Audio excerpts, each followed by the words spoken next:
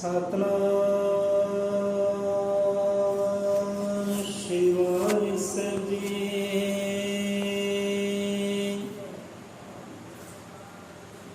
ਸਤਨਾਮ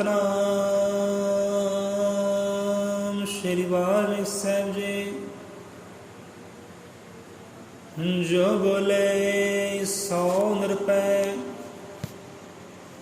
ਅਜ਼ਰ ਅਮਰ त्रकादशी सृष्टि करता वाल्मीक दयावान जी की जय। ताकि खुल जाए दसम द्वार वाली पूरे परम अज्ञान ते पै होवे। जिमें दुध में जल प्रवेश करदा बिरती मुझकी तुझ में ले होवे। अपने हाथ से रक्षा करो स्वामी साढ़े दूर दुखा दे ले होवे। हाथ जोड़ो तसीस निभाओ सारे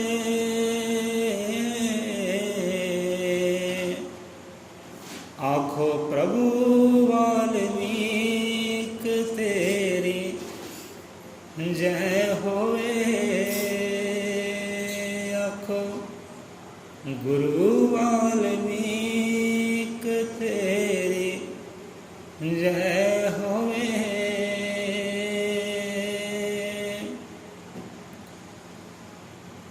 जो बोले सो निरभै अजर अमर त्रिकालदर्शी आदि कोई जगत गुरु वाल्मीकि भगवान जी की जय। साहिब सतगुरु गुरु ज्ञाननाथ महाराज जी की जय। संता भगता की जय। सतगुर दे श्रद्धालुआं दी सदा सदा संसार चो जय। सो संगत जीओ विचार लै लैंदे आ गुरबाणी तो भादरों माँ की इलाही बाणी तो सतगुरां दी बख्शी दात तो कि महाराज सानू की समझा रहे हैं।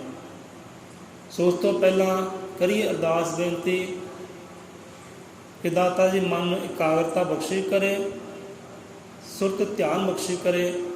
सुरत जोड़िए ध्यान जोड़िए गुर दे वचनां दे नाल बाणी दे नाल ਤਾਂ ਜੋ ਆਪਣੇ ਆਪ ਨੂੰ ਨਿਖਾਰ ਸਕੀਏ, ਸਵਾਰ ਸਕੀਏ। ਧਿਆਨ ਦੇ ਜ਼ਰੀਏ, ਸੁਰਤ ਦੇ ਜ਼ਰੀਏ, ਇਕਾਗਰਤਾ ਦੇ ਜ਼ਰੀਏ।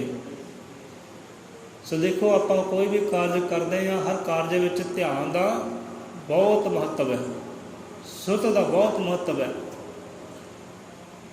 ਜਿੰਨਾ ਚਿਰ ਪੂਰੀ ਸੁਰਤ ਨਹੀਂ ਲੱਗਦੀ ਉਸ ਕਾਰਜ ਦੇ ਅੰਦਰ, ਧਿਆਨ ਨਹੀਂ ਲੱਗਦਾ ਕਾਰਜ ਦੇ ਅੰਦਰ, ਉਹਨਾਂ ਚਿਰ ਉਹ ਕਾਰਜ ਵੀ ਸਫਲ ਨਹੀਂ ਹੁੰਦਾ। ਉਹ ਰਾਸ ਨਹੀਂ ਆਉਂਦੀ।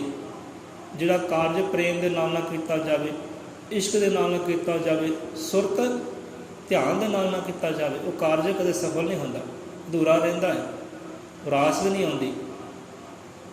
ਇਸ ਕਰਕੇ ਹਰ ਕਾਰਜ ਧਿਆਨ ਦਾ ਬਹੁਤ ਵੱਡਾ ਯੋਗਦਾਨ ਹੈ। ਸੋ ਆਪਣੀ ਧਿਆਨ ਬਿਰਤੀ ਲਗਾਉਣਾ ਕਰੀ ਗੁਰੂ ਦੇ ਸ਼ਬਦਾਂ ਦੇ ਨਾਲ, ਬਾਣੀ ਦੇ ਨਾਲ, ਤਾਂ ਜੋ ਸਾਡਾ ਆਉਣਾ ਸਫਲ ਹੋ ਜਾਏ, ਪਾਸ ਹੋ ਜਾਈਏ ਅਸੀਂ ਘਰ ਤੋਂ। ਸੋ ਪਾਸ ਹੋਣ ਵਾਸਤੇ ਸੁਰਤ ਜੋੜੀਏ, ਧਿਆਨ ਜੋੜੀਏ ਗੁਰ ਦੇ ਬਚਨਾਂ ਦੇ ਨਾਲ। ਸੋ ਪਰਖਣ ਦੇ ਲਈ ਸਿਦਕ ਦਿਲਾਂ ਦਾ ਇਹ ਮਹੀਨਾ ਭਾਦਰੋਂ ਆਵੇ। ਸੋ ਇੱਥੇ ਕਥਾ ਕਹਾਣੀ ਸਾਂਝੀ ਕਰ ਲੈਂਦੇ ਹਾਂ ਕਿ ਗੱਲ ਜਿਹੜੀ ਹੈ 2004 ਦੇ ਸੰਨ ਦੀ ਹੈ। ਉਦੋਂ ਐਦਾਂ ਸੀ, ਸਾਡਾ ਸੰਗੀ ਸਾਥੀ ਕੋਈ ਨਹੀਂ ਸੀ। ਜਿਹੜੇ ਸੰਗੀ ਸਾਥੀ ਸੀ ਉਹ ਵੀ ਸਵਾਰਥੀ ਲੋਕ ਸੀ, ਮਤਲਬਖੋਰ ਸੀ ਸਾਰੇ ਦੇ ਸਾਰੇ। ਇਸ ਕਰਕੇ ਆਪਾਂ ਕੀਤਾ ਕਿ ਉਹਨਾਂ ਦਾ ਸੰਗ ਛੱਡਿਆ, ਸੰਗ ਤਿਆਗਿਆ ਅਤੇ ਇਕੱਲੇ ਰਹਿਣਾ ਮਨਜ਼ੂਰ ਕਰ ਲਿਆ।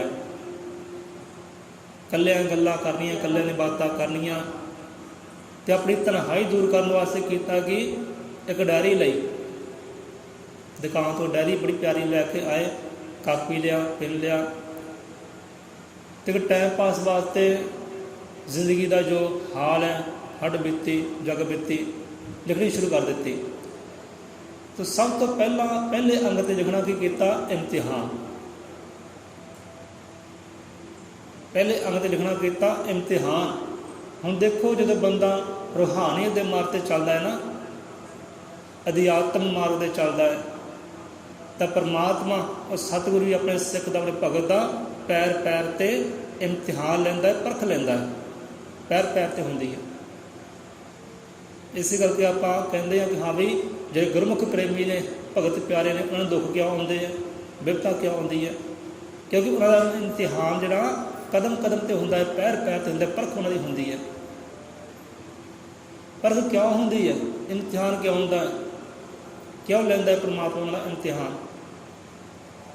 ਕਿਉਂਕਿ ਪਰਮਾਤਮਾ ਰਾਜ਼ੀ ਹੁੰਦਾ ਅਤੇ ਪ੍ਰਸੰਨ ਹੁੰਦਾ ਕਿ ਅਸੀਂ ਆਪਣੇ ਇਹਨਾਂ ਨੂੰ ਗੁਣ ਬਖਸ਼ਿਸ਼ ਕਰੀਏ, ਆਪਣੀਆਂ ਸ਼ਕਤੀਆਂ, ਭਗਤੀਆਂ, ਰਿਧੀਆਂ ਸਿੱਧੀਆਂ ਬਖਸ਼ਿਸ਼ ਕਰੀਏ, ਤਾਂ ਜੋ ਜਗਤ ਦਾ ਭਲਾ ਕਰ ਸਕਣ। ਇਸ ਵਾਸਤੇ ਪਰਖ ਲੈਂਦਾ ਹੈ। ਹੁਣ ਦੇਖੋ, ਸਾਡੇ ਕੋਲ ਗੱਡੀ ਹੈ, ਮੰਨ ਲਓ 10 ਲੱਖ ਦੀ, 12 ਲੱਖ ਦੀ। ਹੁਣ ਸਾਨੂੰ ਕੋਈ ਬੱਚਾ ਕਵੇ ਕਿ ਸਾਨੂੰ ਚਾਬੀ ਦਿਓ, ਅਸੀਂ ਚਲਾਉਣੀ ਹੈ। ਹੁਣ ਜੇ ਬੱਚੇ ਨੂੰ ਜਾਂਚ ਹੋਵੇਗੀ, ਲਾਇਸੈਂਸ ਹੋਵੇਗਾ, ਡਰਾਈਵਰੀ ਆਉਂਦੀ ਹੋਏਗੀ, ਆਪਾਂ ਖੁਸ਼ੀ ਦੇ ਨਾਲ ਦਿੰਦੇ ਹਾਂ ਕਿ ਹਾਂ ਵੀ ਬੰਦਾ ਕਾਰੀਗਰ ਹੈ, ਇਹ ਚਲਾ ਸਕਦਾ, ਲਾਇਸੈਂਸ ਕੋਲ ਹੈ। ਜੇ ਬੰਦਾ ਅਨਟ੍ਰੇਨਡ ਹੋਵੇ, ਚਲਾਉਣੀ ਨਾ ਆਉਂਦੀ ਹੋਵੇ, ਤਾਂ ਫਿਰ ਕੀ ਕਰੇਗਾ? ਉਹਦਾ ਦੁਰਪ੍ਰਯੋਗ ਹੋਵੇਗਾ, ਆਪ ਨੇ ਆਪਣੇ ਨੂੰ ਹਾਨੀ ਪਹੁੰਚਾਵੇਗਾ, ਦੂਸਰੇ ਨੂੰ ਹਾਨੀ ਪਹੁੰਚਾ ਸਕਦਾ। ਇਸ ਕਰਕੇ ਪਹਿਲਾਂ ਗੁਰੂ ਮਹਾਰਾਜ ਇਮਤਿਹਾਨ ਲੈਂਦੇ ਨੇ, ਪਰਖ ਲੈਂਦੇ ਨੇ, ਆਪਣੇ ਗੁਣ ਦੇਣ ਤੋਂ ਪਹਿਲਾਂ, ਬਖਸ਼ਿਸ਼ਾਂ ਦੇਣ ਤੋਂ ਪਹਿਲਾਂ, ਰਿਧੀਆਂ ਸਿੱਧੀਆਂ ਬਲ ਦੇਣ ਤੋਂ ਪਹਿਲਾਂ ਪਰਖ ਲੈਂਦੇ ਨੇ ਕਿ ਇਹ ਬਲ ਨੂੰ ਦੁਰਪ੍ਰਯੋਗ ਤਾਂ ਨਹੀਂ ਕਰੇਗਾ। ਪਹਿਲਾਂ ਪਰਖ ਲੈਂਦੇ ਨੇ ਕਿ ਹਾਂ ਵੀ ਇਹਦੇ ਅੰਦਰ ਕ੍ਰੋਧ ਦਾ ਜੋ ਵਾਸਾ ਹੈ ਉਹ ਠੱਲਿਆ ਕਿ ਨਹੀਂ ਠੱਲਿਆ, ਕ੍ਰੋਧ ਵਸ 'ਚ ਹੋਇਆ ਕਿ ਨਹੀਂ ਹੋਇਆ, ਕਾਮ ਵਸ 'ਚ ਹੋਇਆ ਕਿ ਨਹੀਂ ਹੋਇਆ, ਇਹ ਮੋਹ ਮਾਇਆ ਦੇ ਜਾਲ ਵਸ 'ਚ ਹੋਏ ਕਿ ਨਹੀਂ ਹੋਏ। ਇਹ ਪਰਖ ਲੈਂਦੇ ਨੇ ਪੈਰ ਪੈਰ 'ਤੇ। ਹੁਣ ਮੰਨ ਲਓ ਮਾਰਗ 'ਤੇ ਜਾ ਰਹੇ ਆ, ਅੱਗੇ ਕੋਈ ਕਵੇ ਭਗਤ ਪਿਆਰੇ ਨੂੰ ਕਿ ਭਾਈ ਆ ਮਾਰਗ 'ਤੇ ਤੂੰ ਨਹੀਂ ਜਾਣਾ, ਇਹ ਮਾਰਗ ਤੇਰੇ ਵਾਸਤੇ ਨਹੀਂ ਹੈ, ਦੂਜੇ ਪਾਸੇ ਦੀ ਜਾ। ਬੰਦਾ ਉੱਥੇ ਕਵੇ, ਭਗਤ ਕਵੇ ਨਹੀਂ, ਇਹ ਜਗੀਰ ਤੇਰੇ ਬਾਪ ਦੀ ਨਹੀਂ ਭਾਈ, ਅਸੀਂ ਜਾਣਾ ਤੇ ਇੱਧਰ ਦੀ ਜਾਣਾ। ਤਾਂ ਉਸ ਵੇਲੇ ਸਮਝੋ ਕਿ ਉਹ ਆਪਣੇ ਇਮਤਿਹਾਨ ਵਿੱਚ ਅਜੇ ਪਾਸ ਨਹੀਂ ਹੋਇਆ, ਫੇਲ ਹੀ ਹੈ। ਉਹਦੇ ਸ਼ਾਂਤੀ ਹੋਣੀ ਚਾਹੀਦੀ ਹੈ। ਜੇ ਉਹ ਕਹਿੰਦਾ ਨਹੀਂ ਜਾਣਾ ਤਾਂ ਪਰਤ ਜਾਓ, ਪਿੱਛੇ ਦੂਸਰੇ ਮਾਰਗ ਚਲੇ ਜਾਓ, ਭਗਤਾਂ ਦੀ ਨਿਸ਼ਾਨੀ ਹੈ। ਸੇ ਸ਼ਾਲ ਹੋਣੀ ਚਾਹੀਦੀ ਹੈ, ਸਬਰ ਹੋਣਾ ਚਾਹੀਦਾ, ਸੰਤੋਖ ਹੋਣਾ ਚਾਹੀਦਾ, ਸ਼ਾਂਤੀ ਹੋਣੀ ਚਾਹੀਦੀ ਹੈ। ਉਹ ਜਿਹੜੇ ਸ਼ਾਂਤ ਚਿੱਤ ਹੁੰਦੇ ਨੇ, ਉਹਨਾਂ ਨੂੰ ਬਖਸ਼ਿਸ਼ ਕਰਦੇ ਨੇ ਆਪਣੀ ਰਹਿਮਤਾਂ ਪਰਮਾਤਮਾ, ਸ਼ਕਤੀਆਂ ਕੁੰਜੀਆਂ ਉਹਨਾਂ ਨੂੰ ਦਿੰਦੇ ਨੇ। ਜਿਨ੍ਹਾਂ ਅੰਦਰ ਉਹ ਕਾਮ ਕ੍ਰੋਧ ਲੋਭ ਦੀਆਂ ਠੱਲਾਂ ਉੱਡਦੀਆਂ ਨੇ, ਲਹਿਰਾਂ ਉੱਡਦੀਆਂ ਨੇ, ਫਿਰ ਇਹੋ ਜਿਹੇ ਬੰਦੇ ਨੇ, ਇਹੋ ਜਿਹੇ ਜੀਵ ਨੂੰ ਜੇ ਬਲ ਦੇ ਦੇਵੇ ਪਰਮਾਤਮਾ, ਫਿਰ ਉਹ ਦੁਰਪ੍ਰਯੋਗ ਕਰੇਗਾ। ਹਾਂ, ਫਲਾਣੇ ਬੰਦੇ ਨੇ ਮੈਨੂੰ ਮਾੜਾ ਕਿਹਾ ਸੀ, ਚਲੋ ਪਹਿਲਾਂ ਇਹਦਾ ਕਲਿਆਣ ਕਰੀਏ, ਇਹਦਾ ਬੇੜਾ ਡੋਬੀਏ, ਪਹਿਲਾਂ ਦੁਰਪ੍ਰਯੋਗ ਹੋ ਜਾਏਗਾ। ਇਸ ਕਰਕੇ ਦੁਰਪ੍ਰਯੋਗ ਨਾ ਹੋਵੇ, ਇਸ ਵਾਸਤੇ ਪਰਮਾਤਮਾ ਜਿਹੜਾ ਪੈਰ ਪੈਰ 'ਤੇ ਭਗਤਾਂ ਦੇ ਇਮਤਿਹਾਨ ਲੈਂਦਾ, ਪਰਖ ਲੈਂਦਾ ਹੈ ਕਿ ਇਹਨੂੰ ਬਲ ਦੇਣੇ, ਗੁਣ ਦੇਣੇ ਹੈ, ਅਤੇ ਗੁਣਾਂ ਦਾ ਕਿਤੇ ਦੁਰਪ੍ਰਯੋਗ ਨਾ ਕਰੇਗਾ। ਇਸ ਕਰਕੇ ਪਰਖ ਲੈਂਦਾ ਹੈ। ਸੋ ਅਸੀਂ ਪਹਿਲੇ ਪੰਨੇ 'ਤੇ ਪਹਿਲਾਂ ਪਰਖ ਹੀ ਲਿਖਣਾ ਕੀਤੀ, ਇਮਤਿਹਾਨ ਹੀ ਲਿਖਣਾ ਕੀਤੀ, ਅਤੇ ਪਹਿਲੇ ਪੰਨੇ 'ਤੇ ਇੱਕ ਨਾਰੀ, ਇੱਕ ਔਰਤ ਬਾਰੇ, ਲੜਕੀ ਬਾਰੇ ਲਿਖਣਾ ਕੀਤਾ, ਕਿਉਂਕਿ ਲੜਕੇ ਨਾਲੋਂ ਜ਼ਿਆਦਾ ਸੰਘਰਸ਼ਕਾਰੀ ਜੀਵਨ ਜਿਹੜਾ ਲੜਕੀ ਦਾ ਹੈ। ਹੁਣ ਦੇਖੋ, ਦੁਨੀਆ ਰੀਤ ਬਣਾਈ ਹੈ ਕਿ ਲੜਕਾ ਚਾਹੇ ਜਿੱਦਾਂ ਦਾ ਮਰਜ਼ੀ ਹੈ, ਉਹਦਾ ਜੰਮਦਾ ਹੀ ਭਾਈ ਪਾਸ ਹੈ, ਜੰਮਦਾ ਹੀ ਪਾਸ ਹੈ। ਅਤੇ ਲੜਕੀ ਨੂੰ ਪੈਰ ਪੈਰ 'ਤੇ ਇਮਤਿਹਾਨ ਦੇਣੇ ਪੈਂਦੇ ਆ, ਪਰਖ ਦੇਣੀ ਪੈਂਦੀ ਹੈ। ਹੁਣ ਬੱਚੀ ਪੈਦਾ ਹੁੰਦੀ ਹੈ, ਉਹਦਾ ਇਮਤਿਹਾਨ ਹੁੰਦਾ ਜਵਾਨੀ ਵੇਲੇ, ਇੱਕ ਚੰਗੀ ਧੀ ਬਣ ਸਕੇ, ਇੱਕ ਚੰਗੀ ਭੈਣ ਬਣ ਸਕੇ, ਕਿਤੇ ਕੁੱਲ ਨੂੰ ਦਾਗੀ ਨਾ ਕਰ ਦੇ। ਉਹਨੂੰ ਇਮਤਿਹਾਨ ਦੇਣਾ ਪੈਂਦਾ ਆਪਣੇ ਨਰਮਲ ਹੋਣ ਦਾ, ਪਵਿੱਤਰ ਹੋਣ ਦਾ। ਜਦੋਂ ਵਿਆਹੀ ਜਾਂਦੀ ਹੈ ਫਿਰ ਉੱਥੇ ਇਮਤਿਹਾਨ ਹੁੰਦਾ ਹੈ। ਪਤੀ ਪਰਮੇਸ਼ਵਰ ਨੂੰ ਇਮਤਿਹਾਨ ਦੇਣਾ ਪੈਂਦਾ ਹੈ, ਸੱਸ ਨੂੰ ਇਮਤਿਹਾਨ ਦੇਣਾ ਪੈਂਦਾ ਹੈ ਕਿ ਹਾਂ ਵੀ ਮੈਂ ਸਤੀ ਸਾਵਤਰੀ ਹਾਂ, ਪਵਿੱਤਰ ਹਾਂ, ਮਲੀਨ ਨਹੀਂ ਹੈ। ਇੱਥੇ ਫਿਰ ਅੱਗੇ ਜਾ ਕੇ ਮਾਂ ਦਾ ਇਮਤਿਹਾਨ ਬਣਦਾ ਹੈ ਕਿ ਮੈਂ ਚੰਗੀ ਮਾਂ ਬਣਨਾ ਹੈ, ਮਾਂ ਦਾ ਵੀ ਇਮਤਿਹਾਨ ਦੇਣਾ ਪੈਂਦਾ ਹੈ। ਅੱਗੇ ਜਾ ਕੇ ਚੰਗੀ ਸੱਸ ਬਣਨਾ ਹੈ ਕਿ ਔਰਤ ਨੂੰ ਪੈਰ ਪੈਰ 'ਤੇ ਇਮਤਿਹਾਨ ਹੈ, ਪਰਖ ਹੈ ਉਹਦੀ।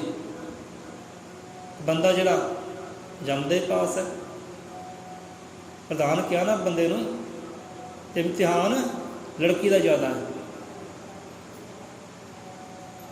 ਪਹਿਲੇ ਅੰਗ 'ਤੇ ਇਮਤਿਹਾਨ ਲਿਖਿਆ, ਪਰਖੀ ਲਿਖੀ। ਸੋ ਐਸੇ ਵੀ ਪਰਖਣ ਦੇ ਲਈ ਸਿਦਕ ਦਿਲਾਂ ਦਾ ਇਹ ਮਹੀਨਾ ਭਾਦਰ ਆਵੇ। ਕਿ ਸਤਿਗੁਰੂ ਪਰਖ ਲੈਂਦਾ, ਪਰਮਾਤਮਾ ਪਰਖ ਲੈਂਦਾ ਹੈ। ਜੇ ਪਰਖ 'ਚੋਂ ਪਾਸ ਹੋ ਜਾਂਦੇ ਨੇ, ਉਹਨਾਂ ਨੂੰ ਆਪਣੇ ਗੁਣ, ਰਿਧੀਆਂ ਸਿੱਧੀਆਂ, ਬਲ ਸਾਰੇ ਭੇਟਾ ਕਰ ਦਿੰਦਾ ਹੈ, ਜਿਹੜੇ ਪਰਖ 'ਚੋਂ ਪਾਸ ਹੋ ਜਾਂਦੇ ਨੇ। ਸੋ ਇੱਥੇ ਭਾਦਰੋਂ ਮਹੀਨਾ ਪਰਖਣ ਦੇ ਲਈ ਸਿਦਕ ਦਿਲਾਂ ਦਾ, ਕਿ ਦਿਲਾਂ ਸਿਦਕ ਪਰਖਣ ਵਾਸਤੇ ਆਇਆ, ਇਮਤਿਹਾਨ ਲੈਣ ਵਾਸਤੇ ਆਇਆ। ਕਿੰਨੀ ਕੁ ਪ੍ਰੀਤ, ਕਿੰਨੀ ਕੁ ਸਾਂਝ ਹੈ। ਪਰਖਣ ਦੇ ਲਈ ਸਿਦਕ ਦਿਲਾਂ ਦਾ ਇਹ ਮਹੀਨਾ ਭਾਦਰੋਂ ਆਵੇ, ਤਿੱਖੀਆਂ ਕਿਰਨਾਂ ਅਤੇ ਚਮਾਸੇ ਰੱਬ ਦੀਆਂ ਦਾਤਾਂ ਨਾਲ ਲਿਆਵੇ। ਸੋ ਰੱਬ ਭਾਦਰੋਂ ਮਹੀਨੇ ਰਾਹੀਂ ਆਪਣੀਆਂ ਤਿੱਖੀਆਂ ਕਿਰਨਾਂ ਦੇ ਰਾਹੀਂ, ਚਮਾਸ਼ਾਂ ਦੇ ਰਾਹੀਂ ਇਮਤਿਹਾਨ ਲੈਂਦਾ ਹੈ ਭਗਤ ਪਿਆਰੇ ਦਾ, ਆਪਣੇ ਸ਼ਰਧਾਲੂ ਦਾ ਇਮਤਿਹਾਨ ਲੈਂਦਾ ਹੈ। ਉਹ ਖੁਸ਼ ਹੈ, ਪ੍ਰਸੰਨ ਹੈ, ਦਾਤਾਂ ਬਖਸ਼ਿਸ਼ ਕਰਨੀਆਂ ਨੇ, ਇਸ ਤੋਂ ਪਹਿਲਾਂ ਇਮਤਿਹਾਨ ਲੈਂਦਾ ਹੈ। ਹੁਣ ਦੇਖੋ ਤਿੱਖੀਆਂ ਕਿਰਨਾਂ ਆਉਂਦੀਆਂ, ਚਮਾਸੇ ਉੱਡਦੇ, ਕਾਂਪ ਉੱਡਦਾ ਹੈ। ਜਿਹੜੇ ਬੇਮੁਖ ਇਨਸਾਨ ਕਿੱਦਾਂ ਹਾਏ ਹਾਏ ਕਰਦੇ ਆ, ਬੜੇ ਹਾਏ ਹਾਏ ਕਰਦੇ ਆ। ਪਰ ਜਿਹੜਾ ਗੁਰਮੁਖ ਹੈ ਉਹ ਹਾਏ ਹਾਏ ਨਹੀਂ ਕਰਦਾ, ਉਹ ਸ਼ੁਕਰਾਨਾ ਕਰਦਾ ਹੈ ਕਿ ਸ਼ੁਕਰ ਹੈ, ਸ਼ੁਕਰ ਹੈ ਰੱਬਾ, ਦਿਨ ਬਖਸ਼ੀ ਹੈ, ਇਹ ਲੋਕ ਬਖਸ਼ੀ ਹੈ, ਸ਼ੁਕਰ ਹੈ ਤੇਰਾ। ਉਹ ਤਾਂ ਪੈਰ ਪੈਰ 'ਤੇ ਸ਼ੁਕਰਾਨਾ ਕਰਦਾ ਹੈ। ਜਿਹੜੇ ਮਨਮੁਖ ਨੇ ਉਹ ਪੈਰ ਪੈਰ 'ਤੇ ਹਾਏ ਹਾਏ ਕਰਦੇ ਨੇ। ਸੋ ਇਹ ਇਮਤਿਹਾਨ ਹੈ ਕਿ ਕਿਹੜਾ ਡੋਲਦਾ ਹੈ, ਕਿਹੜਾ ਥੜਕਦਾ ਹੈ, ਅਤੇ ਕਿਹੜਾ ਅਡੋਲ ਰਹਿੰਦਾ ਹੈ। ਇਹ ਸਮੇਂ ਦੇ ਅੰਦਰ, ਇਹ ਬਦਲਾਅ ਦੇ ਅੰਦਰ ਹੈ। ਇਹ ਵੀ ਦਾਤਾਂ ਹੈ ਰੱਬ ਦੀਆਂ, ਤਾਂ ਕਬੂਲ ਕਰੋ। ਜੇ ਰੱਬ ਦੀਆਂ ਦਾਤਾਂ ਹੈ, ਕਬੂਲ ਕਰੋ, ਸੱਤ ਮੰਨੋ। ਅੱਗੇ ਰਾਹੂ ਕੇਤੂ ਸਾੜ ਸਤੀ ਦਾ ਸੰਤ ਜਨਾਂ ਨੂੰ ਨਹੀਂ ਕੋਈ ਸੇਕ।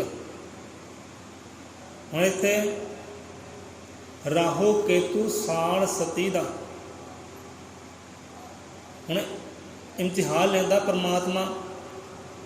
ਹੁਣ ਇਮਤਿਹਾਨ ਉਹ ਆਪਣੀ ਕੁਦਰਤ ਦਾ ਵੀ ਲੈ ਸਕਦਾ ਹੈ, ਆਪਣੇ ਜੀਵਨ ਦਾ ਇਮਤਿਹਾਨ ਕੁਦਰਤ ਰਾਹੀਂ ਵੀ ਲੈ ਸਕਦਾ ਹੈ, ਅਤੇ ਇਨਸਾਨ ਦੇ ਜ਼ਰੀਏ ਵੀ ਲੈ ਸਕਦਾ ਹੈ। ਜੇ ਇਨਸਾਨ ਨਹੀਂ ਤਾਂ ਗ੍ਰਹਿਆਂ ਦੇ ਜ਼ਰੀਏ ਵੀ ਇਮਤਿਹਾਨ ਲੈ ਸਕਦਾ ਹੈ ਪਰਮਾਤਮਾ ਆਪਣੇ ਭਗਤ ਪਿਆਰੇ ਦਾ। ਆਹ ਕੀ ਹੈ? ਰਾਹੂ ਕੇਤੂ ਸਾਰਸ ਦਾ ਇਹ ਗ੍ਰਹਿ ਹੀ ਹੈ ਜੋ ਬੁਰਾ ਪ੍ਰਭਾਵ ਜੀਵ 'ਤੇ ਪਾਉਂਦੇ ਨੇ, ਰਾਸ਼ੀਆਂ 'ਤੇ ਪਾਉਂਦੇ ਨੇ। ਮੰਨ ਲਓ ਕਿ ਸਿੰਘ ਰਾਸ਼ੀ ਵਿੱਚ ਮਹੀਨਾ ਆਇਆ, ਸਿੰਘ ਰਾਸ਼ੀ 'ਤੇ ਸ਼ਨੀ ਜਿਹੜਾ ਆਪਣਾ ਕਹਿਰ ਬਰਸਾ ਸਕਦਾ, ਆਪਣਾ ਸਾਇਆ ਕਰ ਸਕਦਾ। ਇੱਦਾਂ ਸ਼ਨੀ ਹੈ, ਰਾਹੂ ਕੇਤੂ ਹੈ, ਗੁਰੂ ਹੈ, ਇਹ ਗ੍ਰਹਿ ਹੈ ਜੋ ਸਾਇਆ ਕਰਦੇ, ਬੁਰਾ ਪ੍ਰਭਾਵ ਰਾਸ਼ੀਆਂ 'ਤੇ ਪਾਉਂਦੇ ਨੇ, ਜੀਵ 'ਤੇ ਪਾਉਂਦੇ ਨੇ। ਬਚਾਉਣ ਨੂੰ ਹਾਨੀ ਵੀ ਪਹੁੰਚਾ ਸਕਦੇ ਨੇ, ਬਚਾਉਣ ਨੂੰ ਲਾਭ ਵੀ ਦੇ ਸਕਦੇ ਨੇ, ਉਹ ਕਰਮਾਂ ਦੇ ਅਨੁਸਾਰ ਹੈ। ਸਿੱਤੇ ਰਾਹੂ ਕੇਤੂ ਸਾੜ ਸਤੀ ਦਾ, ਰਾਹੂ ਕੇਤੂ ਪ੍ਰਭਾਵ ਪਾਉਂਦਾ ਹੈ ਰਾਸ਼ੀਆਂ ਪਰ, ਸਭ ਜੀਵਾਂ ਪਰ। ਹੁਣ ਪ੍ਰਭਾਵ ਪਾਉਂਦਾ ਹੈ, ਦੁੱਖ ਵੀ ਦੇ ਸਕਦਾ ਹੈ ਅਤੇ ਸੁੱਖ ਵੀ ਦੇ ਸਕਦਾ ਹੈ। ਇਹ ਨਹੀਂ ਇਕੱਲਾ ਦੁੱਖ ਹੀ ਦੇਣਾ। ਹੁਣ ਇੱਥੇ ਰਾਹੂ ਕੇਤੂ ਸਮਝ ਆ ਗਈ ਹੋਵੇਗਾ, ਰਾਹੂ ਕੇਤੂ ਕੌਣ ਹੈ? ਕੱਲ੍ਹ ਆਪਾਂ ਦੱਸਿਆ ਸੀ ਰਾਹੂ ਕੇਤੂ ਕੌਣ ਹੈ। ਫਿਰ ਸਾੜ ਸਤੀ ਦਾ, ਹੁਣ ਸਾੜ ਸਤੀ ਕੀ ਹੈ? ਇਹਦੇ ਪੰਜਾਬੀ 'ਚ ਸਾੜ ਸਤੀ ਹੈ, ਉੱਦਾਂ ਅਸਲ ਵਿੱਚ ਆਉਂਦਾ ਹੈ ਸੰਸਕ੍ਰਿਤ ਵਿੱਚ ਸਾਢੇ ਸਾਤੀ। ਸਾਢੇ ਸੱਤ ਦਾ ਟਾਈਮ ਜਦ ਆਪਾਂ ਕਹਿੰਦੇ ਹਾਂ, ਇਹ ਸਾਢੇ ਸਤੀ ਕੀ ਆ? ਇਹ ਸ਼ਨੀ ਦਾ ਬੁਰਾ ਪ੍ਰਭਾਵ ਹੈ। बुरा प्रभाव भी कह सकते, चंगा प्रभाव भी कह सकते हैं। ये इंसान के कर्मां अनुसार है। ये साढ़ सती साढ़े सती शनि है। हम शनि देखो ग्रह च रहिंदा है, एक राशि च रहिंदा है तो 2.5 साल रहिंदा है। एक राशि विच एक जीव ते 2.5 साल का प्रभाव रहिंदा है। शनिश्चरवार शनिवार शनि तो भाव के धीरे धीरे हौली हौली चलता है। शनिश्चर चलना ये चाल बहुत धीमी है, बहुत हौला चलता है। 2.5 साल एक राशि च रहिंदा है, अपना प्रभाव पाउंदा है। हुण प्रभाव देखो चंगा भी हो सकता है, माड़ा भी हो सकता है। हुण शनि की करता है, इंसान के पिछले कर्मां नूं पहलां वेखदा है। जे पिछले कर्म चंगे होए तो चंगा प्रभाव होवेगा, चंगे फल देवेगा। जे पिछले कर्म होए माड़े फिर माड़ा प्रभाव पावेगा, दुख देवेगा, मुसीबत देवेगा, कष्ट देवेगा, हानियाँ देवेगा, पैर पैर ते हानि देवेगा जे कर्म माड़े होए तो। सो पहला शनि पिछले कर्म वेखदा है, फिर फल दिंदा है। भावें अगले कर्म चंगे होण, पहला पिछले का पूरा नितारा होना है। जिन्ना चਿਰ पिछले कर्मां का फल नहीं पूरा हो जाता है, उन्ना चਿਰ अगले जन्मां का फल नहीं दिंदा। पहला पिछले पूरे होणगे, फिर अगला जन्म का फल दिंदा है। जे अगले माड़े होए फिर भी हानि है, हानि है। एक राशि में 2.5 साल रहिंदा है शनि, नुकसान भी दे सकता है तो लाभ भी दे सकता है। एक कर्मां अनुसार है जीव के। सुन से साढ़ सती का जिक्र आया, साढ़ सती शनि दी, शनि का प्रभाव ही है। शनि का प्रभाव है साढ़ सती साढ़े सती, 7.5 वर्ष अपना प्रभाव रखता है जीव पर। 7.5 वर्ष, इस करके नूं साढ़ सती किया गया है, 7.5 किया गया। 7.5 वर्ष प्रभाव पाउंदा है जीव के उपर, तो हानि भी दे सकता है तो लाभ भी दे सकता, कर्म अनुसार है। राहु केतु साढ़ सती का संत जनां नूं नहीं कोई सिख। साढ़ सती शनि का प्रभाव है। जिवें शनिवार होया, लोग कहते हैं भाई शनिवार लोहा अपने घर नहीं लैके जाना, क्योंकि लोहे ते बहुत छेती प्रभाव पाउंदा है। साढ़ सती का लोहे ते बहुत छेती प्रभाव पैंदा है। मान लो असीं तुरे जांदे आ, राह विच कोई किल पिया है, कोई सरिया पिया है, शनिवार का दिन है, नहीं चकना, घर नहीं लैके आउणा। कहते उत्ते शनि का प्रभाव होंदा है, साढ़े सती का प्रभाव होंदा है। जे लिआंदा तो साढ़े जीवन में साढ़ सती का प्रभाव रहेगा 7.5 वर्ष तक। लाभ भी हो सकता है, हानि भी हो सकती है। सेक भी दे सकता है, ठंडक भी दे सकता है। इदा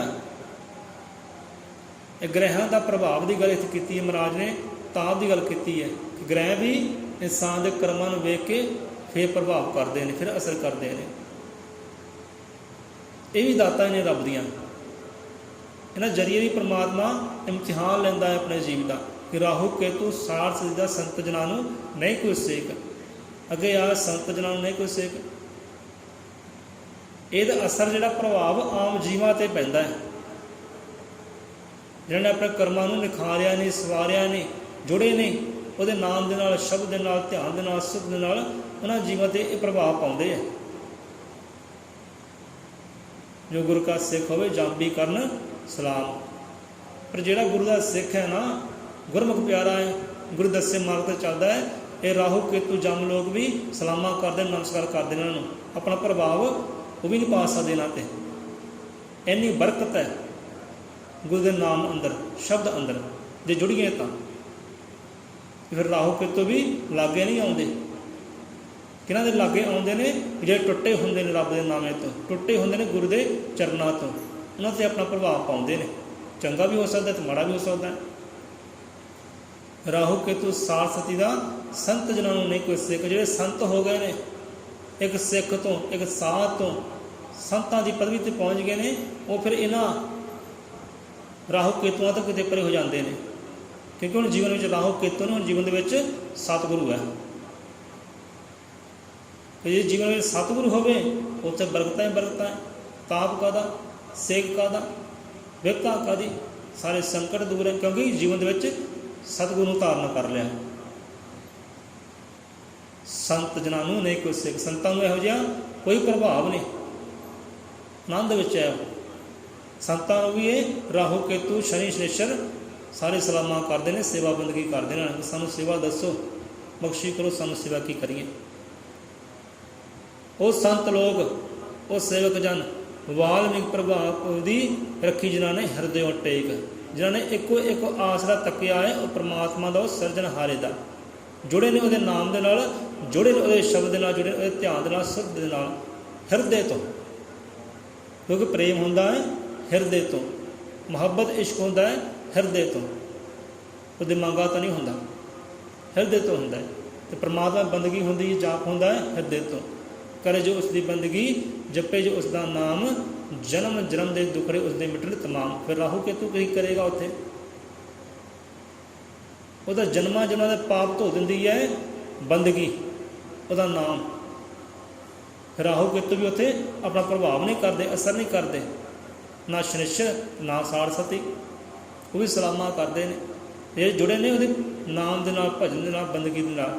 ਵਾਲਮੀਕ ਪ੍ਰਭਾਵ ਪ੍ਰਭੂ ਦੀ ਰੱਖੀ ਜਿਨ੍ਹਾਂ ਨੇ ਹਿਰਦੇ ਟਿਕ, ਜਿਹਨਾਂ ਨੇ ਹਿਰਦੇ ਤੋਂ ਆਸਰਾ ਲੈ ਲਿਆ ਉਹਦੇ ਪਰਮਾਤਮਾ ਦਾ, ਉਹਦੇ ਨਾਮ ਦਾ ਆਸਰਾ ਲੈ ਲਿਆ, ਉਹਨਾਂ ਸੰਤਾਂ ਦੀ ਗੱਲ ਹੈ ਕਿ ਉਹਨਾਂ ਨੂੰ ਭਾਈ ਕੋਈ ਸੇਕ ਨਹੀਂ ਹੈ ਰਾਹੂ ਕੇਤੂ ਸ਼ਨੀ ਸ਼ਨੇਸ਼ਰ ਦਾ, ਕੋਈ ਸੇਕ ਨਹੀਂ, ਆਨੰਦ ਵਿੱਚ ਹੈ।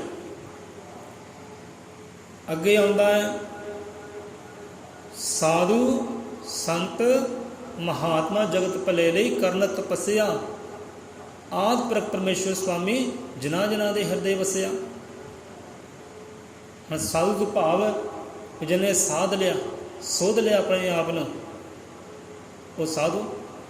ਆਪਾਂ ਗੁਰੂ ਨੂੰ ਵੀ ਸਾਧੂ ਕਹਿ ਸਕਦੇ ਹਾਂ, ਸੰਤ ਵੀ ਕਹਿ ਸਕਦੇ, ਮਹਾਤਮਾ ਵੀ ਕਹਿ ਸਕਦੇ ਹਾਂ। ਸਾਧੂ ਜਿਹਨੇ ਸਾਧ ਲਿਆ, ਸੋਧ ਲਿਆ ਆਪਣੇ ਆਪ ਨੂੰ। ਅਤੇ ਸੰਤ ਜਿਹਨੇ ਆਪਣੇ ਅੰਦਰੋਂ ਉਹ ਸੱਤ ਪਰਮੇਸ਼ਵਰ ਨੂੰ ਪ੍ਰਗਟ ਕਰ ਲਿਆ, ਆਪਣੇ ਅੰਦਰ ਸ਼ਾਂਤੀ ਨੂੰ ਪ੍ਰਗਟ ਕਰ ਲਿਆ, ਸ਼ਾਂਤ ਰੂਪ ਹੋ ਗਿਆ, ਸ਼ਾਂਤ ਚਿੱਤ ਹੋ ਗਿਆ, ਉਹ ਸੰਤ। ਜਿਹੜਾ ਸ਼ਾਂਤ ਹੈ ਨਾ, ਉਹਨੂੰ ਸੰਤ ਕਹਿੰਦੇ ਆ। ਇਹ ਸੱਚ ਨੂੰ ਪ੍ਰਗਟ ਕਰ ਲਿਆ ਆਪਣੇ ਅੰਦਰੋਂ, ਉਹ ਸੰਤ। ਅਤੇ ਮਹਾਤਮਾ ਉੱਚੀ ਆਤਮਾ ਵਾਲਾ ਇਨਸਾਨ, ਮਹਾਨ ਆਤਮਾ ਵਾਲਾ ਇਨਸਾਨ, ਪਵਿੱਤਰ ਆਤਮਾ ਵਾਲਾ ਇਨਸਾਨ, ਉਹ ਸੰਤ, ਉਹ ਸਾਧੂ। ਸਾਧੂ ਸੰਤ ਮਹਾਤਮਾ ਜਗਤ ਭਲੇ ਲਈ ਕਰਨ ਤਪੱਸਿਆ, ਕਿ ਆਦਿ ਪੁਰਖ ਪਰਮੇਸ਼ਵਰ ਸੁਆਮੀ ਜਿਨ੍ਹਾਂ ਜਿਨ੍ਹਾਂ ਦੇ ਹਿਰਦੇ ਵਸਿਆ। ਉਹ ਬੰਦਗੀ ਕਰਦੇ ਨੇ, ਤਪੱਸਿਆ ਕਰਦੇ ਨੇ, ਆਪਣੇ ਵਾਸਤੇ ਨਹੀਂ, ਸਾਰੇ ਸੰਸਾਰ ਦੇ ਭਲੇ ਵਾਸਤੇ। ਕਿਉਂਕਿ ਜਿਹੜਾ ਬੰਦਗੀ ਕਰਦਾ, ਸਿਮਰਨ ਕਰਦਾ ਹੈ, ਉਹ ਸਾਰੇ ਸੰਸਾਰ ਵਾਸਤੇ ਹੀ ਕਰਦਾ ਹੈ। ਸਾਰੇ ਸੰਸਾਰ ਦੇ ਭਲਾ ਹੈ ਬੰਦਗੀ ਅੰਦਰ, ਹਰ ਜੀਵਾ ਜੰਤੂ ਦਾ ਭਲਾ ਹੈ ਬੰਦਗੀ ਅੰਦਰ। ਹੁਣ ਗੁਰੂਆਂ ਪੀਰਾਂ ਸਾਧੂ ਸੰਤਾਂ ਨੇ ਬੰਦਗੀ ਕੀਤੀ ਹੈ, ਭਗਤੀ ਕੀਤੀ ਹੈ, ਸਾਰੇ ਸੰਸਾਰ ਦਾ ਭਲਾ ਵੀ ਕੀਤਾ ਹੈ। ਆਪਣਾ ਵੀ ਭਲਾ ਹੋਇਆ ਅਤੇ ਹੋਰਨਾਂ ਦਾ ਭਲਾ ਕੀਤਾ ਹੈ। ਕਹਿੰਦੇ ਕਰ ਭਲਾ ਹੋ ਭਲਾ, ਅੰਤ ਭਲੇ ਦਾ ਭਲਾ। ਸੋ ਬੰਦਗੀ ਵਿੱਚ, ਸਿਮਰਨ ਵਿੱਚ ਸਾਰੇ ਸੰਸਾਰ ਦੇ ਭਲਾ ਹੈ। ਸਾਧੂ ਸੰਤ ਮਹਾਤਮਾ ਜਗਤ ਭਲੇ ਲਈ ਕਰਨ ਤਪੱਸਿਆ, ਆਦਿ ਪੁਰਖ ਪਰਮੇਸ਼ਵਰ ਸੁਆਮੀ ਜਿਨ੍ਹਾਂ ਜਿਨ੍ਹਾਂ ਦੇ ਹਿਰਦੇ ਵਸਿਆ। ਕਿ ਜਿਨ੍ਹਾਂ ਦੇ ਹਿਰਦੇ ਵਿੱਚ ਪਰਮਾਤਮਾ ਵਸਿਆ ਹੋਇਆ ਹੈ ਨਾ, ਉਹੀ ਭਲੇ ਵਾਲੀ ਕਰਨੀ ਕਰਦਾ ਹੈ, ਨਹੀਂ ਤਾਂ ਭਲਾ ਉੱਦਾਂ ਨਹੀਂ ਹੁੰਦਾ। ਰੱਬ ਤੋਂ ਬਿਨਾਂ ਕੋਈ ਭਲਾ ਨਹੀਂ ਕਰ ਸਕਦਾ। ਜਿਹਨਾਂ ਦੇ ਹਿਰਦੇ ਵਸਿਆ ਪਰਮਾਤਮਾ, ਹਿਰਦੇ ਵਸਿਆ ਸਤਿਗੁਰੂ, ਉਹ ਭਲੇ ਵਾਲੇ ਮਾਰਗ 'ਤੇ ਚੱਲ ਪੈਂਦੇ ਨੇ। ਇਹਨੂੰ ਕਹਿੰਦੇ ਨੇ ਰੂਹਾਨੀਅਤ ਮਾਰਗ। ਇਹ ਰੂਹਾਨੀਅਤ ਮਾਰਗ ਹੈ। ਸੋ ਰੂਹਾਨੀਅਤ ਮਾਰਗ ਬਾਰੇ ਸਮਾਂ ਮਿਲੇ ਤਾਂ ਆਪਾਂ ਸਾਂਝੇ ਕਰਾਂਗੇ। ਸੋ ਇੱਥੇ ਜਗਤ ਭਲੇ ਲਈ ਕਰਨ ਤਪੱਸਿਆ। ਹੁਣ ਦੇਖੋ ਸਾਧੂ ਸੰਤਾਂ ਨੇ ਭਲਾ ਹੀ ਮੰਗਿਆ ਇਸ ਸੰਸਾਰ ਦਾ, ਆਪਣੇ ਆਪ ਨੂੰ ਦੁੱਖਾਂ ਵਿੱਚ ਪਾ ਕੇ, ਕਸ਼ਟਾਂ ਵਿੱਚ ਪਾ ਕੇ, ਪੱਥਰ ਸਹਿ ਕੇ, ਬੋਲ ਕਬੋਲ ਸੁਣ ਕੇ, ਫਿਰ ਵੀ ਭਲਾ ਹੀ ਮੰਗਿਆ ਹੈ। ਕਿਉਂਕਿ ਇਹ ਤਪੱਸਿਆ ਹੈ, ਇਹ ਇਮਤਿਹਾਨ ਹੈ ਕਿ ਦੁੱਖ ਸਹਿ ਕੇ ਵੀ, ਪੱਥਰ ਸਹਿ ਕੇ ਵੀ ਭਲਾ ਹੀ ਮੰਗਣਾ ਹੈ। ਜਿਹੜੇ ਭਲਾ ਮੰਗਦੇ ਨੇ ਦੁੱਖ ਸਹਿ ਕੇ, ਫਿਰ ਉਹਨਾਂ ਨੂੰ ਆਪਣੀ ਦਾਤਾਂ ਬਖਸ਼ਿਸ਼ ਕਰਦਾ ਹੈ ਪਰਮਾਤਮਾ, ਗੁਣ ਬਖਸ਼ਿਸ਼ ਕਰਦਾ ਹੈ ਪਰਮਾਤਮਾ। ਸੋ ਭਲੇ ਦੀ ਗੱਲ ਆਈ ਹੈ ਅਤੇ ਕਥਾ ਕਹਾਣੀ ਚੇਤੇ ਆ ਗਈ ਹੈ। ਸੋ ਬਾਣੀ ਵੀ ਫਰਮਾਨ ਕਰਦੀ ਹੈ ਕਿ ਜਗਤ ਭਲੇ ਲਈ ਭਗਤੀ ਕਰਨੀ, ਦੁਖੀਆਂ ਦੇ ਦੁੱਖ ਹਰਦੇ ਰਹਿਣਾ, ਦੁਖੀਆਂ ਖਾਤਰ ਸੰਤ ਜਨਾਂ ਨੇ ਅਗ ਦੇ ਸਾਗਰ ਕਰਦੇ ਰਹਿਣਾ। ਇਹ ਸੁਭਾਅ ਹੈ ਭਗਤਾਂ ਦਾ। ਜਿਹੜੇ ਪਾਸ ਹੋਏ ਨਾ ਇਮਤਿਹਾਨ ਦੇ ਵਿੱਚ, ਉਹਨਾਂ ਦੀ ਗੱਲ ਹੈ। ਉਹ ਕੀ ਕਰਦੇ ਨੇ? ਜਗਤ ਭਲੇ ਲਈ ਭਗਤੀ ਕਰਦੇ ਨੇ, ਬੰਦਗੀ ਕਰਦੇ ਨੇ, ਸਿਮਰਨ ਕਰਦੇ ਕਿ ਤਾਂ ਸਾਰਿਆਂ ਦਾ ਭਲਾ ਹੋ ਸਕੇ। ਨਾਨਕ ਨਾਮ ਚੜ੍ਹਦੀ ਕਲਾ, ਤੇਰੇ ਪਾਣੇ ਸਰਬਤ ਦਾ ਭਲਾ। ਜੋ ਕੀਤਾ ਹੈ ਭਲੇ ਵਾਸਤੇ ਕੀਤਾ ਹੈ, ਇੱਕ ਦੇ ਵਾਸਤੇ ਨਹੀਂ, ਸਾਰੇ ਸੰਸਾਰ ਦੇ ਭਲੇ ਵਾਸਤੇ ਕੀਤਾ ਹੈ। ਕਿ ਜਗਤ ਭਲੇ ਦੀ ਭਗਤੀ ਕਰਨੀ, ਦੁਖੀਆਂ ਦੇ ਦੁੱਖ ਹਰਦੇ ਰਹਿਣਾ, ਸੰਤ ਜਨਾਂ ਨੇ ਦੁਖੀਆਂ ਖਾਤਰ ਅਗ ਦੇ ਸਾਗਰ ਤਰਦੇ ਰਹਿਣਾ। ਕਿਹਨੇ ਕਿਹਨੇ ਨੇ ਤਰੇ ਪਈ ਅਗ ਦੇ ਸਾਗਰ, ਲੋਕਾਂ ਵਾਸਤੇ, ਸਾਡੇ ਵਾਸਤੇ। ਉਹਨਾਂ ਸੰਤਾਂ ਨੇ ਤਰੇ ਨੇ, ਇਤਿਹਾਸ ਗਵਾਹ। ਸਿੱਧੇ ਕਥਾ ਕਹਾਣੀ ਆਉਂਦੀ ਹੈ, ਕਰ ਭਲਾ ਹੋ ਭਲਾ, ਅੰਤ ਭਲੇ ਦਾ ਭਲਾ। ਹਜ਼ਰਤ ਬਾਬਾ ਫਰੀਦ ਸਾਹਿਬ ਜੀ, ਉਹਨਾਂ ਕੋਲ ਪ੍ਰੇਮੀ ਪਹੁੰਚੇ ਨੇ। ਇੱਕ ਫਰੀਦ ਸਾਹਿਬ ਦੇ ਪ੍ਰੇਮੀ ਪਹੁੰਚੇ ਨੇ ਕਿ ਫਰੀਦ ਸਾਹਿਬ ਜੀ ਇੱਕ ਮੰਗ ਹੈ ਕਿ ਦੁਨੀਆ 'ਤੇ ਕੋਈ ਐਸਾ ਜੀਵ ਹੈ, ਕਿ ਐਸਾ ਸਾਧੂ ਸੰਤ ਪੈਗੰਬਰ ਹੈ ਕਿ ਜਿਹੜਾ ਰੱਬ ਦੇ ਇਸ਼ਕ ਵਾਸਤੇ ਆਪਣੇ ਆਪ ਨੂੰ ਕੁਰਬਾਨ ਕਰ ਦੇਵੇ, ਲੋਕਾਂ ਦੇ ਭਲੇ ਵਾਸਤੇ ਆਪਣੇ ਆਪ ਨੂੰ ਕੁਰਬਾਨ ਕਰ ਦੇਵੇ, ਆਪਣੀ ਹਸਤੀ ਮਿਟਾ ਦੇਵੇ। ਹੈ ਕੋਈ ਐਸਾ ਪ੍ਰੇਮੀ? ਹੈ ਕੋਈ ਐਸਾ ਆਸ਼ਿਕ? ਤਾਂ ਹਜ਼ਰਤ ਫਰੀਦ ਸਾਹਿਬ ਜੀ ਕਹਿਣ ਲੱਗੇ, ਬੰਦਾ ਇੱਕ ਹੈ ਐਸਾ, ਇੱਕ ਪੈਗੰਬਰ ਹੈ ਐਸਾ, ਜੇ ਮਿਲਣਾ ਹੈ ਤਾਂ ਸਫ਼ਰ ਤੈਅ ਕਰਨਾ ਪਵੇਗਾ ਦਿੱਲੀ ਦਾ, ਲਾਹੌਰ ਤੋਂ ਦਿੱਲੀ। ਉਸ ਵੇਲੇ ਗੱਡੀਆਂ ਕਾਰਾਂ ਵੀ ਨਹੀਂ ਸੁਣਦੀਆਂ ਸਨ, ਪੈਦਲ ਯਾਤਰਾ ਹੁੰਦੀ ਸੀ। ਕਿ ਸਫ਼ਰ ਬਹੁਤ ਲੰਬੇਰਾ ਹੈ, ਯਾਤਰਾ ਬਹੁਤ ਲੰਬੇਰੀ ਹੈ। ਜੇ ਮਿਲਣਾ ਉਸ ਪੈਗੰਬਰ ਨੂੰ ਤਾਂ ਦਿੱਲੀ ਦੇ ਜੇਲ੍ਹ ਵਿੱਚ ਹੈ। ਉਹ ਮੁਗਲਾਂ ਨੇ ਕੈਦ ਕੀਤਾ ਹੋਇਆ ਹੈ। ਕਿਉਂ? ਕਿਉਂਕਿ ਸੱਚ ਉਚਾਰਦਾ ਹੈ, ਬੰਦਗੀ ਕਰਦਾ ਹੈ ਪਰਮਾਤਮਾ ਦੀ, ਇੱਕ ਖੁਦਾ ਦੀ। ਉਹ ਕਹਿੰਦਾ ਹੈ ਇੱਕ ਖੁਦਾ ਹੀ ਹੈ, ਇਕੱਲਾ ਹੀ ਹੈ, ਸਭ ਨੂੰ ਚਲਾਉਣ ਵਾਲਾ, ਸਭ ਦੀ ਰੱਖਿਆ ਕਰਨ ਵਾਲਾ। ਉਹ ਸੱਚ ਉਚਾਰਦਾ, ਇਸ ਕਰਕੇ ਉਹ ਬੰਦੀ ਖਾਨੇ ਵਿੱਚ ਬੰਦ ਹੈ। ਜੇ ਮਿਲਣਾ ਹੈ ਤਾਂ ਜਾ ਸਕਦਾ ਹੈ। ਦੱਸ ਦਿੱਤਾ ਫਰੀਦ ਸਾਹਿਬ ਨੇ, ਐਡਰੈਸ ਦੇ ਦਿੱਤਾ, ਫਲਾਣੀ ਜੇਲ੍ਹ ਹੈ ਅਤੇ ਦਿੱਲੀ ਵਿੱਚ ਹੈ। ਚਲਾ ਗਿਆ ਹੈ, ਕਈ ਮਹੀਨੇ ਗੁਜ਼ਰੇ ਨੇ, ਪਹੁੰਚਾ ਹੈ। ਕਿਉਂਕਿ ਭੁੱਖ ਸੀ ਇਹਨਾਂ ਨੂੰ ਮਿਲਣ ਵਾਸਤੇ, ਪਿਆਸ ਸੀ ਮਿਲਣ ਵਾਸਤੇ। ਕੈਸਾ ਕੋਈ ਆਸ਼ਿਕ ਹੈ ਜਿਹੜਾ ਸੱਚ ਵਾਸਤੇ, ਹੱਕ ਵਾਸਤੇ ਆਪਣੇ ਆਪ ਨੂੰ ਕੁਰਬਾਨ ਕਰ ਸਕੇ, ਲੋਕਾਂ ਦੇ ਭਲੇ ਵਾਸਤੇ ਆਪਣੇ ਆਪ ਨੂੰ ਕੁਰਬਾਨ ਕਰ ਸਕੇ। ਸੋ ਐਸੇ ਪੈਗੰਬਰ ਨੂੰ ਮਿਲਣ ਵਾਸਤੇ ਤੁਰਿਆ ਹੈ ਉਹ ਪ੍ਰੇਮੀ। ਐਸੇ ਤੈਸੇ ਕਰਕੇ ਜੇਲ੍ਹ 'ਚ ਪਹੁੰਚਿਆ। ਉਸ ਰਾਜੇ ਦੇ ਨਾਲ, ਮੁਗਲ ਦੇ ਨਾਲ ਗੱਲਬਾਤ ਹੋਈ ਹੈ ਕਿ ਲਾਹੌਰ ਤੋਂ ਆਇਆ ਹੈ, ਤੇ ਸੁਣਿਆ ਇਸੇ ਇੱਕ ਪੈਗੰਬਰ ਹੈ ਆਪਦੇ ਬੰਦੀ ਖਾਨੇ, ਉਹਨੂੰ ਮਿਲਣਾ। ਮੇਲ ਮਿਲਾਪ ਹੋਏ, ਨਮਸਕਾਰ ਹੋਈ, ਸਲਾਮ ਹੋਈ। ਕਹਿਣਾ ਕੀਤਾ, ਪੈਗੰਬਰ ਜੀ ਸਾਨੂੰ ਫਰੀਦ ਸਾਹਿਬ ਨੇ ਭੇਜਣਾ ਕੀਤਾ ਹੈ, ਉਹਨਾਂ ਨੇ ਤੁਹਾਡਾ ਐਡਰੈਸ ਦਿੱਤਾ, ਇਸ ਕਰਕੇ ਆਏ ਤੁਹਾਡੇ ਦਰਸ਼ਨਦਾਰੀ ਵਾਸਤੇ। ਅਤੇ ਜਦੋਂ ਫਰੀਦ ਸਾਹਿਬ ਦਾ ਨਾਮ ਲਿਆ ਅਤੇ ਫਿਰ ਉਹਨੇ ਧੌਣ ਚੱਕੀ ਹੈ ਪੈਗੰਬਰ ਨੇ। ਨਹੀਂ ਤਾਂ ਉਹ ਕਿਸੇ ਨਾਲ ਗੱਲਬਾਤ ਵੀ ਨਹੀਂ ਸੀ ਕਰਦੇ, ਕਿਸੇ ਵੱਲ ਵੇਖਦੇ ਤੱਕ ਵੀ ਨਹੀਂ ਸੀ, ਅੰਦਰੋਂ ਅੰਦਰ ਜੁੜੇ ਰਹਿੰਦੇ ਸੀ ਉਹ ਅੱਲਾਹ ਤਾਲਾ ਦੀ, ਪਰਮਾਤਮਾ ਦੀ ਬੰਦਗੀ ਦੇ ਨਾਲ, ਭਗਤੀ ਦੇ ਨਾਲ, ਸਿਮਰਨ ਦੇ ਨਾਲ। ਕਿਸੇ ਵੱਲ ਨਹੀਂ ਦੇਖਦੇ, ਨਾ ਕੁਝ ਖਾਂਦੇ ਸੀ ਅਤੇ ਨਾ ਕੁਝ ਪੀਂਦੇ ਸੀ। ਆ ਬੰਦਗੀ ਕਰਨੀ ਹੈ ਦਿਨ ਰਾਤ। ਜਦੋਂ ਫਰੀਦ ਸਾਹਿਬ ਦਾ ਨਾਮ ਲਿਆ ਕਿ ਫਰੀਦ ਸਾਹਿਬ ਦੇ ਭੇਜੇ ਹੋਏ ਆਏ ਆ, ਫਿਰ ਧੌਣ ਚੱਕੀ ਹੈ, ਫਿਰ ਅੱਖਾਂ ਖੋਲ੍ਹੀਆਂ ਨੇ ਕਿ ਹਾਂਜੀ ਦੱਸੋ ਸਾਡੇ ਵਾਸਤੇ ਸੇਵਾ ਕੀ ਹੈ, ਕਿੱਦਾਂ ਆਉਣੇ ਹੋਏ। ਤਾਂ ਉਸ ਵੇਲੇ ਕਹਿਣਾ ਕੀਤਾ ਪ੍ਰੇਮੀ ਨੇ, ਗੱਲਾਂ ਬਾਤਾਂ ਹੋਈਆਂ, ਵਿਚਾਰ ਹੋਏ, ਰੱਬ ਦੇ ਘਰ ਦੀਆਂ ਗੱਲਾਂ ਬਾਤਾਂ ਹੋਈਆਂ।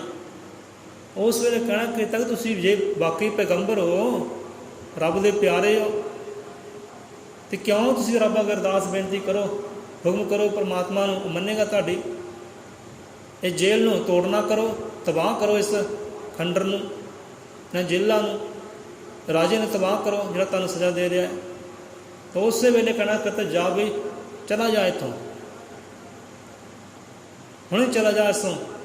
ਕਿਉਂਕਿ ਇਹ ਬੋਲ ਅਸੀਂ ਸੁਣ ਸੁਣ ਕੇ ਅੱਕ ਗਏ ਹਾਂ, ਥੱਕ ਗਏ ਹਾਂ। ਅਤੇ ਜਿਹੜਾ ਆਉਂਦਾ ਇਹੀ ਗੱਲਾਂ ਕਰਦਾ ਹੈ ਕਿ ਤਬਾਹ ਕਰ ਦਿਓ, ਫਨਾਹ ਕਰ ਦਿਓ। ਫਰੀਦ ਸਾਹਿਬ ਦਾ ਤੁਸੀਂ ਨਾਮਾ ਲਿਆ, ਇਸ ਕਰਕੇ ਅਸੀਂ ਤੁਹਾਡੇ ਨਾਲ ਗੱਲਬਾਤ ਕੀਤੀ ਹੈ, ਹੁਣ ਤੁਸੀਂ ਜਾਓ। ਤੁਸੀਂ ਵੀ ਹੋਰਨਾਂ ਵਾਲੀ ਗੱਲ ਕਰ ਦਿੱਤੀ ਕਿ ਫਨਾਹ ਕਰ ਦਿਓ।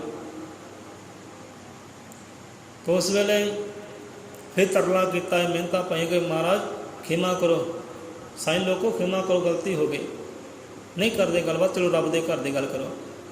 ਉਸ ਵੇਲੇ ਦੱਸਣਾ ਕਿ ਚਲੋ ਆਓ, ਪਰ ਤੁਹਾਨੂੰ ਦੱਸਦੇ ਹਾਂ ਕਿ ਅਸੀਂ, ਸਾਡੇ ਮਨ 'ਚ ਕਿਉਂ ਨਹੀਂ ਵਿਚਾਰ ਆਉਂਦਾ ਹੈ ਫਨਾਹ ਕਰਨ ਦਾ, ਤਬਾਹ ਕਰਨ ਦਾ। ਹੱਥ ਰੱਖਿਆ ਹੈ ਸਿਰ ਦੇ ਉੱਪਰ, ਉਹ ਪ੍ਰੇਮੀ ਦੇ ਪੈਗੰਬਰ ਨੇ ਸਿਰ ਦੇ ਉੱਪਰ ਹੱਥ ਰੱਖਿਆ ਹੈ ਜੇਲ੍ਹ ਅੰਦਰੋਂ ਹੀ, ਸਲਾਖਾਂ ਦੇ ਅੰਦਰੋਂ ਹੀ। ਤੇ ਦੇਖਿਆ ਕੀ ਹੈ ਪ੍ਰੇਮੀ ਨੇ, ਦੇਖਿਆ ਕੀ ਹੈ ਸਾਰੇ ਫਰਿਸ਼ਤੇ ਦੇਵੀ ਦੇਵਤੇ ਆਲੇ ਦੁਆਲੇ ਖੜੇ ਨੇ, ਤਰਲੇ ਕਰਦੇ ਨੇ, ਮਿਹਨਤਾਂ ਕਰਦੇ, ਹੈ ਪੈਗੰਬਰ ਹੈ ਸਾਈਂ ਲੋਕੋ ਸਾਨੂੰ ਹੁਕਮ ਕਰੋ, ਹੁਣੇ ਤਬਾਹ ਕਰ ਦਈਏ ਇਸ ਜੇਲ੍ਹ ਨੂੰ, ਹੁਣੇ ਫਨਾਹ ਕਰ ਦਈਏ ਰਾਜੇ ਨੂੰ ਜਿਹੜਾ ਤੁਹਾਨੂੰ ਸਜ਼ਾ ਦੇ ਰਿਹਾ, ਸਾਨੂੰ ਹੁਕਮ ਕਰੋ। ਫਰਿਸ਼ਤੇ ਤਰਲੇ ਕਰਦੇ ਨੇ, ਦੇਵਤੇ ਤਰਲੇ ਕਰਦੇ ਨੇ ਪੈਗੰਬਰ ਦੇ। ਫਿਰ ਉਸ ਵੇਲੇ ਕਹਿਣਾ ਕੀਤਾ ਸਾਡੇ ਤਾਂ ਤਰਲੇ ਕਰਦੇ ਨੇ, ਮਿਹਨਤਾਂ ਕਰਦੇ ਨੇ ਦੇਵੀ ਦੇਵਤੇ, ਅਸੀਂ ਕਿਉਂ ਨਹੀਂ ਕਰਦੇ? ਕਿਉਂਕਿ ਸਾਡਾ ਸੁਭਾਅ ਨਹੀਂ ਹੈ ਫਨਾਹ ਕਰਨ ਵਾਲਾ, ਸਾਡਾ ਸੁਭਾਅ ਨਹੀਂ ਹੈ ਕਿਸੇ ਨੂੰ ਹਾਨੀ ਦੇਣ ਵਾਲਾ, ਸਾਡਾ ਸੁਭਾਅ ਭਲੇ ਵਾਲਾ ਹੈ। ਭਾਵੇਂ ਸਾਡੇ 'ਤੇ ਜਿੰਨੇ ਮਰਜ਼ੀ ਲੱਖਾਂ ਜ਼ੁਲਮ ਕਰਨ, ਅਤਿਆਚਾਰ ਕਰਨ, ਅਸੀਂ ਭਲਾ ਹੀ ਮੰਗਣਾ ਹੈ, ਭਲਾ ਹੀ ਮੰਗਣਾ ਹੈ। ਇਹ ਸੰਤਾਂ ਦਾ ਸੁਭਾਅ ਹੈ, ਪੈਗੰਬਰਾਂ ਦਾ ਸੁਭਾਅ ਹੈ ਕਿ ਸਾਨੂੰ ਇਹ ਗੱਲ ਨਾ ਕਰੋ ਕਿ ਫਨਾਹ ਕਰ ਦਿਓ, ਤਬਾਹ ਕਰ ਦਿਓ।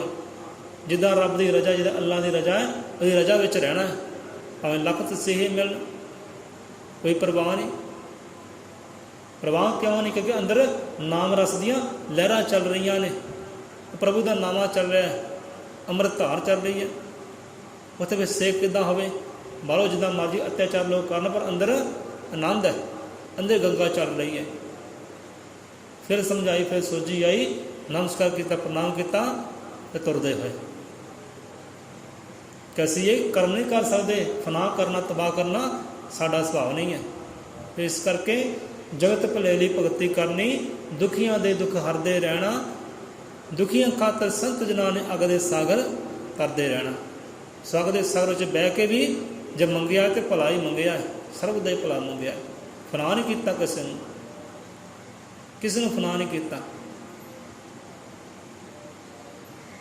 ਸੋ ਸਾਧੂ ਸੰਤ ਮਹਾਤਮਾ ਮਹਾਂਪੁਰਖਾਂ ਜੋ ਦੀਵੇ ਵਾਂਗਰ ਆਪੀ ਸੜਕੇ ਜਗ ਵਿੱਚ ਕਰਦੇ ਲੋ। ਇਹ ਸੰਤਾਂ ਦਾ ਸੁਭਾਅ ਕਿ ਸਾਧੂ ਹੋਏ, ਸੰਤ ਹੋਏ, ਮਹਾਤਮਾ ਹੋਏ, ਜਿਵੇਂ ਦੀਵੇ ਜਲਦਾ ਹੈ, ਜੋਤ ਜਲਦੀ ਹੈ, ਰੌਸ਼ਨ ਕਰਦੀ ਹੈ, ਪ੍ਰਕਾਸ਼ ਕਰਦੀ ਹੈ, ਇੱਦਾਂ ਹੀ ਸੰਤਾਂ ਦਾ ਸੁਭਾਅ ਹੈ। ਆਪਣੇ ਆਪ ਨੂੰ ਸਾੜ ਕੇ, ਤਪਾ ਕੇ ਤੇ ਚਾਨਣ ਕਰਦੇ ਨੇ ਗਿਆਨ ਦਾ, ਜੋ ਸਭ ਤੋਂ ਉੱਤਮ ਚਾਨਣ ਹੈ, ਜੋ ਗਿਆਨ ਦਾ ਹਨੇਰੇ ਨੂੰ ਦੂਰ ਕਰਦੇ ਨੇ ਤੇ ਗਿਆਨ ਦਾ ਪ੍ਰਕਾਸ਼ ਕਰਦੇ ਨੇ, ਆਪਣੇ ਆਪ ਨੂੰ ਸਾੜ ਕੇ, ਤਪਾ ਕੇ, ਦੁੱਖ ਸਹਿ ਕੇ। ਸਾਧੂ ਸੰਤ ਮਹਾਤਮਾ ਮਹਾਂਪੁਰਖਾਂ ਜੋ ਦੀਵੇ ਵਾਂਗਰ ਆਪੇ ਸੜ ਕੇ ਜਗ ਵਿੱਚ ਕਰਦੇ ਲੋ। ਸੋ ਦਿਲ ਦੀਆਂ ਗਹਿਰਾਈਆਂ ਤੋਂ ਸੰਤਾਂ ਮਹਾਂਪੁਰਸ਼ਾਂ ਨੂੰ ਪਾਈ ਕੋਟ ਨੂੰ ਕੋਟ ਪ੍ਰਣਾਮ ਹੈ, ਜਿਨ੍ਹਾਂ ਨੇ ਆਪਣੇ ਆਪ ਨੂੰ ਦੁੱਖਾਂ ਵਿੱਚ ਪਾ ਕੇ, ਅੱਗ ਦੇ ਸਾਗਰਾਂ ਵਿੱਚ ਢਾਲ ਕੇ, ਅੱਗ ਰੂਪ ਹੋ ਕੇ ਫਿਰ ਵੀ ਸੁੱਖ ਮੰਗਿਆ ਹੈ, ਸ਼ਾਂਤ ਮੰਗੀ ਹੈ, ਭਲਾ ਹੀ ਮੰਗਿਆ ਹੈ। ਸੋ ਕੋਟ ਨੂੰ ਕੋਟ ਪ੍ਰਣਾਮ ਹੈ। ਸਾਧੂ ਸੰਤ ਮਹਾਤਮਾ ਜਗਤ ਭਲੇ ਲਈ ਕਰਨ ਤਪੱਸਿਆ, ਆਦਿ ਪੁਰਖ ਪਰਮੇਸ਼ਵਰ ਸਵਾਮੀ ਜਿਨ੍ਹਾਂ ਜਿਨ੍ਹਾਂ ਦੇ ਹਿਰਦੇ ਵਸਿਆ। ਕਿ ਜਿਹਨਾਂ ਦੇ ਹਿਰਦੇ ਉਪਾਰ ਬ੍ਰਹਮ ਪਰਮੇਸ਼ਵਰ ਦਇਆ ਦਾ ਸਾਗਰ, ਕਰੁਣਾ ਦਾ ਸਾਗਰ ਵਸਿਆ ਹੋਇਆ ਹੈ, ਉਹੀ ਭਲਾ ਮੰਗ ਸਕਦੇ ਨੇ ਦੂਜੇ ਦਾ, ਉਹੀ ਭਲਾ ਕਰ ਸਕਦੇ ਨੇ ਦੂਜੇ ਦਾ। ਸੋ ਇੱਥੇ ਆਪਾਂ ਲੈਂਦੇ ਹਾਂ ਵਿਸ਼ਰਾਮ।